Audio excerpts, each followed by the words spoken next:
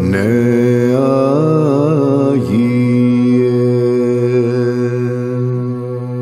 Κύριε, και κράξα προς εις ακούσον μου, εις ακούσον μου, Κύριε.